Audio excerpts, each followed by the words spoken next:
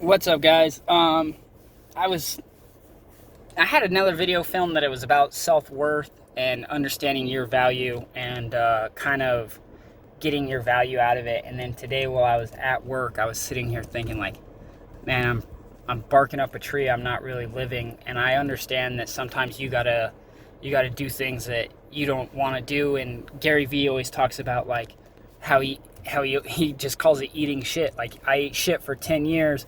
I was doing all this, like I wasn't doing anything through my 20s, and all I was doing was grinding towards my goals. And I totally agree. Like, you're not going to be the best if you don't freaking have a constant grind, and you're doing everything. And if it's easy, when it gets hard, you're not going to know what it's like to you're not going to have that thick skin and what it takes to continue pushing through. But it's also laughable when I was sitting there today while I was working, and I was thinking, like, man, it's nice being able to have an income right now when there's so many people out of work and they're collecting unemployment, and there's nothing rewarding about that. It's almost like it's soul destroying, right? And so I'm one of the lucky ones that I'm getting to go back to work. But it's fucking laughable when I'm sitting there thinking, like, all right, I'm making X amount of dollars an hour, and then I haven't done the math because I'm sure that it'll drive me nuts, and it'll crush me to see that. But it's like understanding your self-worth. So if you're an athlete and you believe, like, hey, I'm the top dog, or I think I can be the top guy. In my case, when I look back on my career and I self-evaluate and I see if I was doing the necessary things to, like, did I value my self-worth, and did I make the people around me value that? Like, what value did I bring to the program?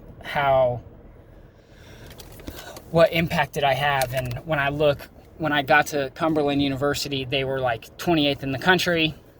My first year there, they had 0 All-Americans the year before. I got there, they had me and 2 other guys All-American, and that could be coincidence, considering I didn't wrestle with any of them. They had a coaching changeover, which could have helped. I don't know.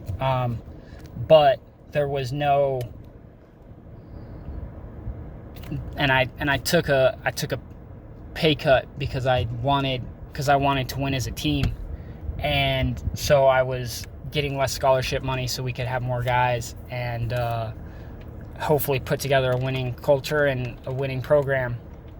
Unfortunately, that didn't work. I ended up getting 6th that year, and I came back the next year. And when I went in to renegotiate my scholarship contract, I told them, I said, hey, like, I'm going to be a national champ next year, 8th, 6th, like, I've been this close a couple times, and so I know that I can do this. Like, I'm putting in the work. I'm leaving no stone unturned, and I'm making sure that I'm gonna get to where I want to be, and this is what I want. And they kind of and I said, all right, well, I will take X amount of dollars if you give money to my brother to help give the extra money to my brother to help offset my family's finances with it, right?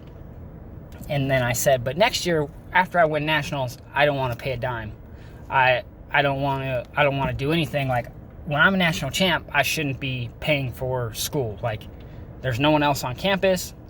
I'm gonna be the man, like no one else.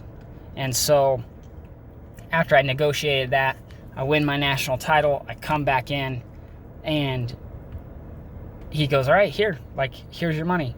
And then I started thinking, like, fuck, I've already won one, I'm going to win it again. And what if we use this money to go out and get more guys?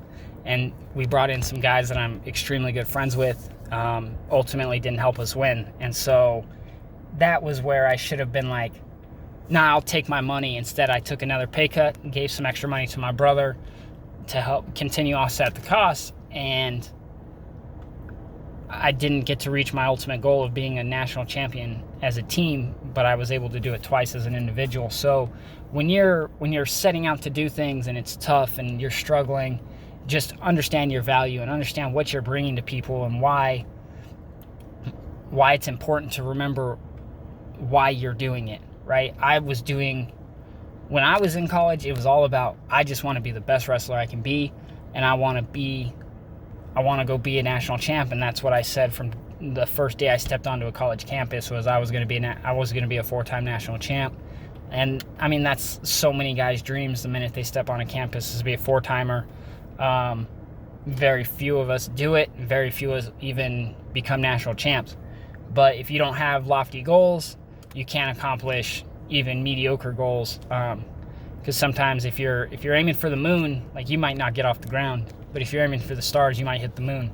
So the chances of you, if you don't have big goals, you're not going to work hard, and you're not going to do the things necessary to reach those goals.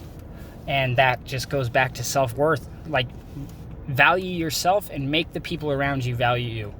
And if they don't, then find someone else that will value you. So when you're looking at schools, it's all about finding the people that are going to put you in the best situation to be the best you, and to value you, and are going to take the time to freaking mentor you and do the right things. And hopefully you get to avoid this whole period of eating shit like I am currently, where it's just like, man, I don't know what the hell I'm doing. And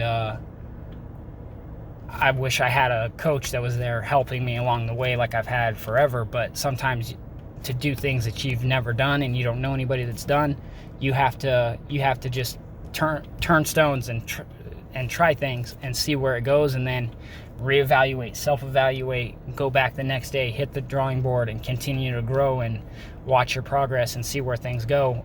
So that's what I got for today. All about understanding self-worth, and hope you guys have a good day.